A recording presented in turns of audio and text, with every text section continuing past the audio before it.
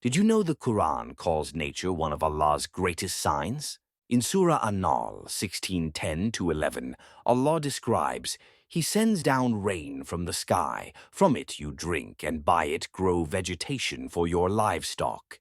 With it He produces crops, olives, dates, grapes, and every kind of fruit.